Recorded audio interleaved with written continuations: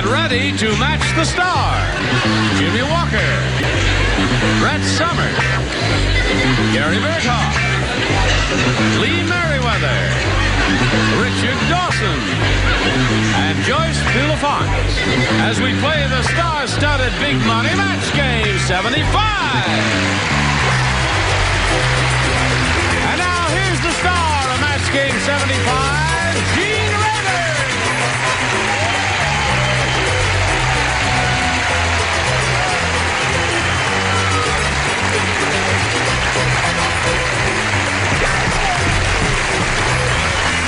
Thank you, Johnny Olson.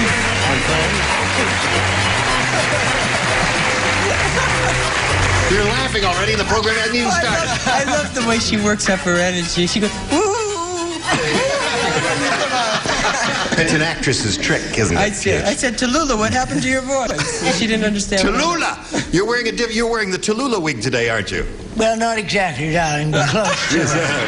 She does look like Tallulah, doesn't she? Sounds like yeah. And the same age. They found her in a raft in the parking lot. Is everyone all right down here? We're just fine. Yeah, so you're twinsies there. Both the flaming red and... We're going to go to Saks later. You are, dear. Shit like that? No. All right, let's all get it together now and say hello to our two players over here, Don Bulifant and Pat Hale. How are you, Don? Fine, thank you. Don is our current champion. He has won $5,600, and he's being challenged by Pat, and where are we? We finished round one at the score is 3-2 at the end of round one, and are you ready, Pat? Yes, sir. All right, we'll start round two right after we finish this message for you. Here we go. I'll push this button, reveal our second round questions, ask Pat, our challenger, to make a selection. A, please. A is what you want. Last time you matched three, that was Jimmie's position, Brett's position, and Gary's position. Bobsy And triplets. Brett and Gary were both here. Yeah. I just got here. Wait a minute. You just got here, and you don't do nothing until I tell you Holy to. mackerel. All right. Now, this is for you, lower tier. Santa Claus's elves were shocked when they saw Mrs. Claus pulling Santa's blank. I'm glad I'm not writing here. I don't want to write and spoil my image. Did you hear that, Pat? Santa Claus's elves were shocked when they saw Mrs. Claus pulling Santa's blank.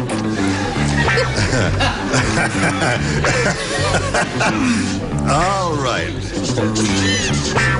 There you are. She's finished, and we'll call on Pat Hale now. Santa Claus's elves were shocked, Pat, when they saw Mrs. Claus pulling Santa's blank. Britches. What's that? Britches. Britches. She didn't say whether Mrs. Claus was pulling them up or down, so I guess we're all right.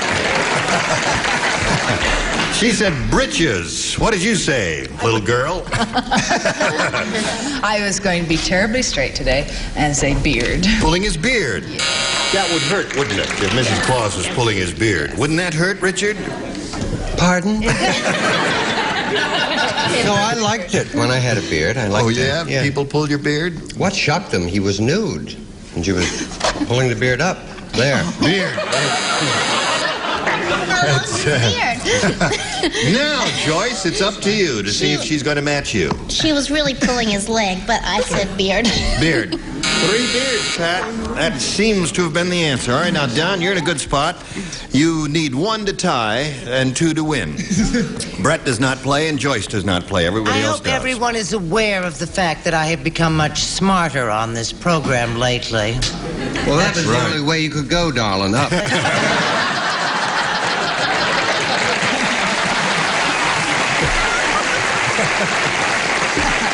All right. Now listen to this, those of you who are involved. Gladys was so fat. How fat was she? I'll tell you how fat she was, and I'm glad you asked. In her high school production of the play Bad Night for the Titanic, she played the blank. That question, I wish I were playing. That's how fat Gladys was. In her high school production of the play Bad Night for the Titanic, she played the blank. What a terrific answer. Of course, why not? The Black Prince strikes again. While while we're waiting for Gary, would you say that lovable word just one time? You mean dynamite? Right.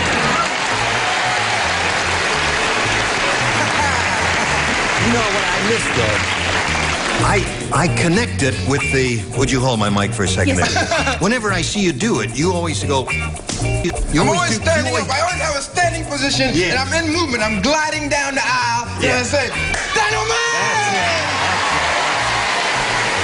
That's what I meant.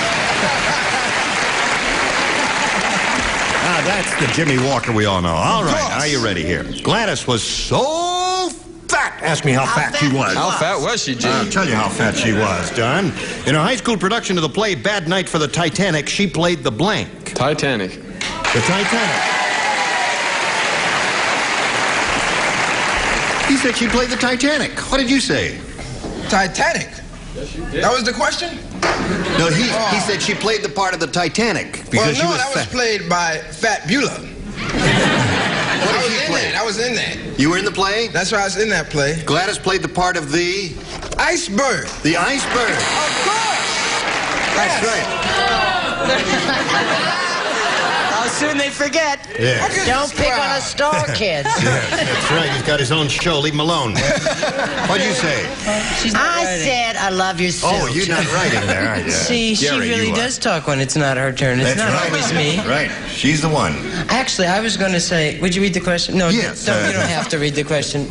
She was so fat. I was going to say she played Fanny's Flag, but she's not here today, so I said the ship. The ship, the Titanic.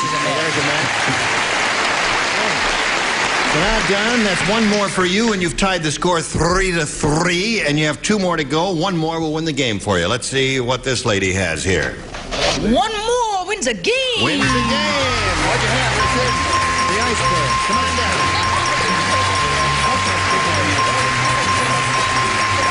Congratulations. Another $100 for you, Don. Now, Pat, we thank you for being with us, and we wish you the very best of luck. And we've got a gift for you, together with our thanks. Pat Hale, ladies and gentlemen. Goodbye, my dear. Now, while she's spinning around there, we'll spin this message for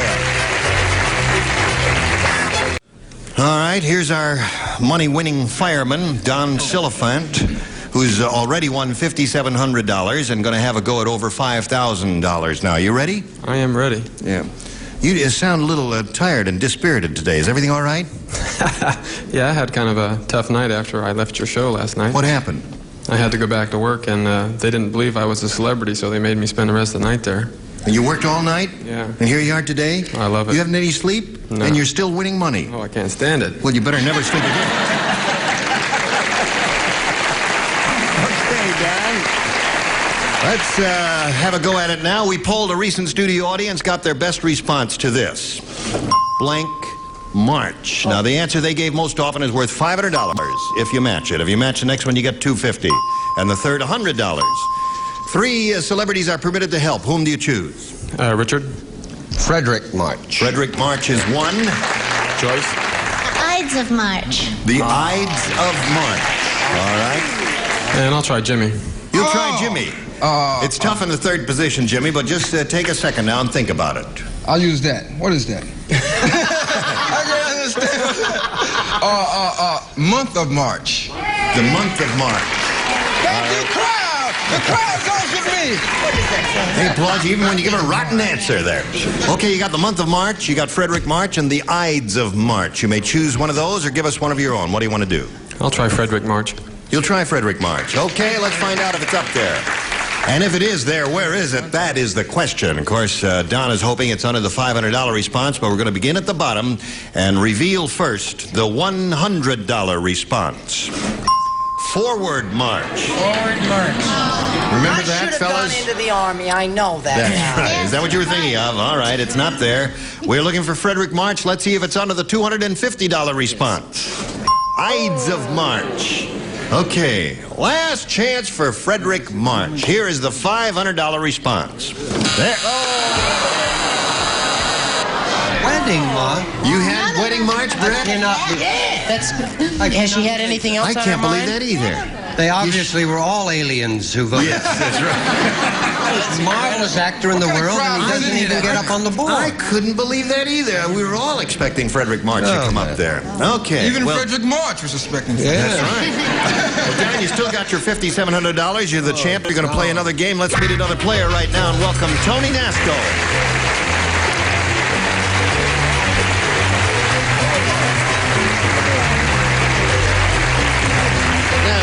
You have your seat up there, Don. You know Tony Nasco. I guess you've met backstage. And now Tony will tell us a little bit about herself as we welcome her. Yes, I will.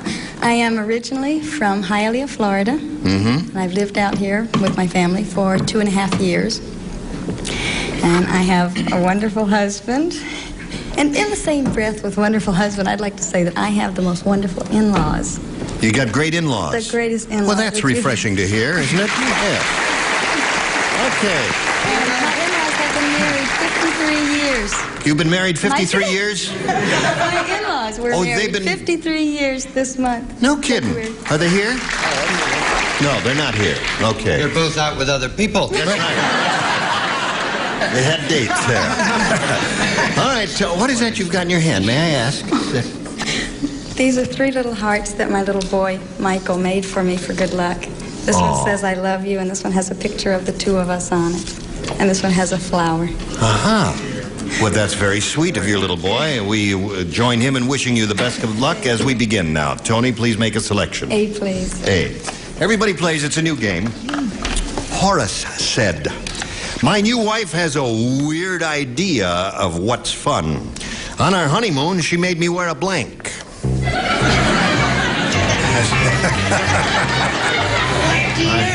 Horace said my new wife has a weird idea of what's fun. On our honeymoon, she made me wear a blank. Because she thought it would be fun, you see. That was her idea of fun, making her new husband wear a blank. Do you understand? All right. I got it already, honey. Jimmie I'm and all Brett are signed, finished? sealed, and delivered. Come on, Gare. Okay. I know. All right. Don't get pushy. Don't get All right. What are you talking about? Dynamite. Everybody's set, so we'll call on Tony Nasco. Horace said, my new wife has a weird idea of what's fun. On our honeymoon, she made me wear a blank. A wig? A what? A wig? A wig. Tony said a wig. No, She said- that was Yul Brynner's wife. She said wig. Jimmy, what'd you say? Wig. Yes. Where you from, Miami Beach? Oh, they don't have those movies down there. Hialeah. A Mask. A mask. You got to go to those movies and see that mask. Little short guy, looks like Alan Garfield. That's enough. All right, Brett, you're on. I missed him so much. I'm so glad he's back. Yes, he's cute. Isn't he cute He's and cute. adorable? Old devil. I said negligee. A negligee. She hadn't been in the movie either, I don't think. Not that movie. What'd you say, Gare? I have no idea what I said. Come on, you gotta show it. I'm going to have to look at it. I said a very dull thing. I just thought she might make a tux. A tux. That was very boring. I know. I know when I'm bad. All right, Lee, what'd you say? Well, I originally wanted to say tutu, but I went to a straighter version of the same thing, a skirt. And skirt. Don't ask me why. I'm sorry. So far, we haven't been a negligee and a skirt. That was an interesting marriage, wasn't it? Yes, I know. What'd you say, Richard? Well, on my honeymoon, my wife wanted me to wear a plastic baggie, but I just wouldn't do it.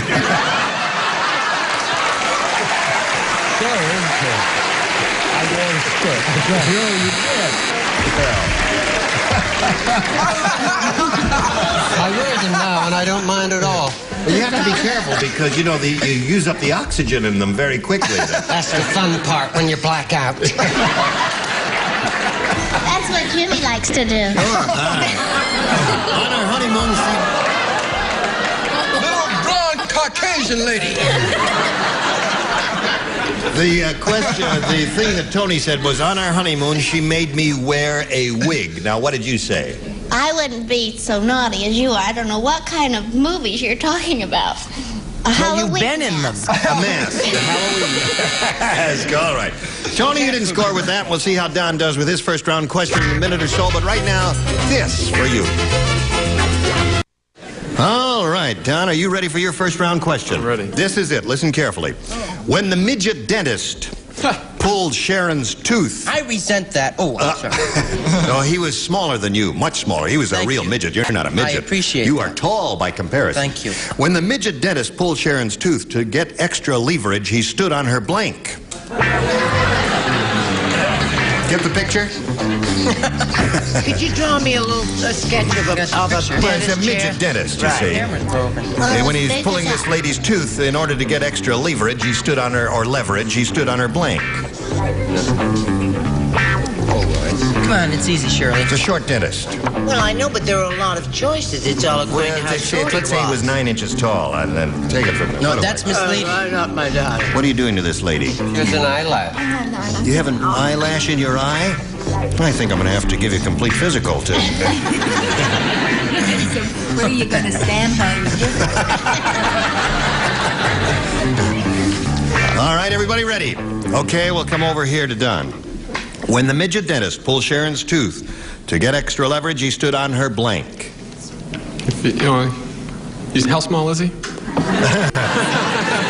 Well, I don't know. How small do you think he was? Let's talk about it. I think he stood on her chest. Stood on her chest. Yeah.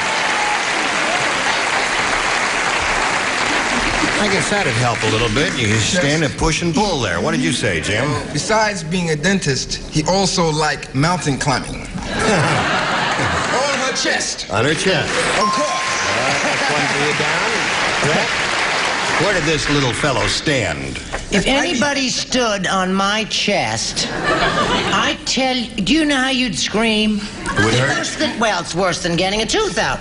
I said he stood on an old tum-tum. Tum-tum. I'm sorry. That wouldn't hurt as much. No. What did you say, Gary? He stood on her chest of drawers. On her chest. All right, that's two for you, Don. Where did the sick lady say he stood? Well, he was a lot taller than everyone else's. Oh, really? He stood on her knees. He stood on her knees. Okay, that'd help a little bit, wouldn't it? Now, the answer that Don is looking for, to get extra leverage, he stood on her chest. What did you say? We did that, and then he turned, faced the other way, jumped off, and committed suicide. Her bazooms. Bazoom her chest. Okay, that's three, Don. What did you say? On her lap. He stood on her lap to get extra leverage to pull her little tooth out. All right, so that's three for you, and now we go to round two. Ready, Tony? Go. B, please. B. Here we go. Everybody plays because she didn't match anybody in the first round. Mickey Mouse said, well, yesterday I came home early. I found Minnie blanking the Pillsbury Doughboy.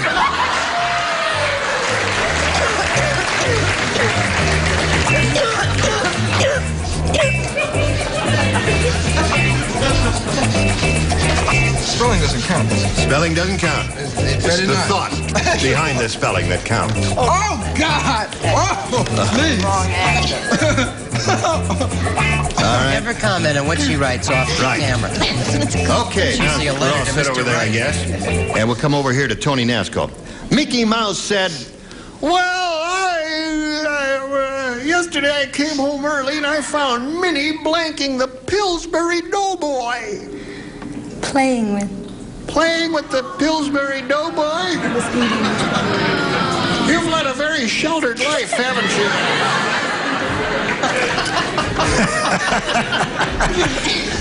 The unmarried maiden said playing with the Pillsbury Doughboy. What do you say? It's that sun on Miami Beach getting to your head. Highly. You got to get out of that sun, mama.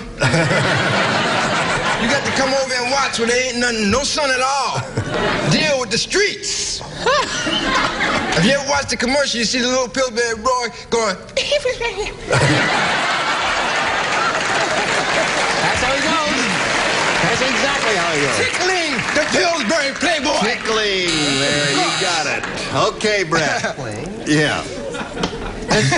In a way, that could be playing with. You're right. Yeah. Are you coughing? I'm not well. Oh, I'm sorry. Well, actually, I said dancing. Minnie Minnie Mouse and the Pillsbury Doughboy were dancing. They were dancing, they were dancing, they were dancing. Okay. They were in Encino. They had a bambino. Just from dancing? Okay, Gary.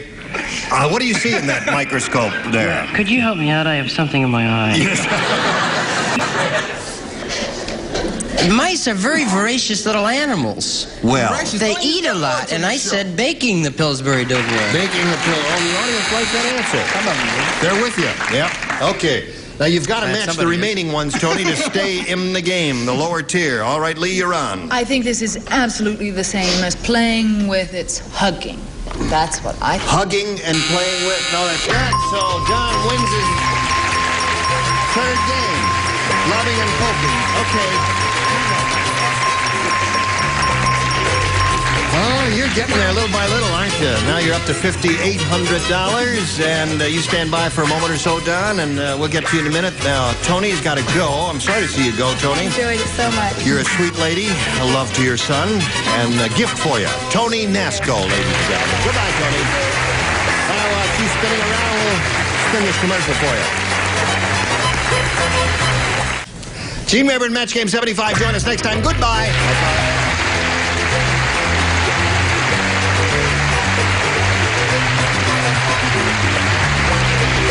This is Johnny Olson speaking for Match Game 75. A Mark Brooks and Bill Shotman production. This program was edited for broadcast.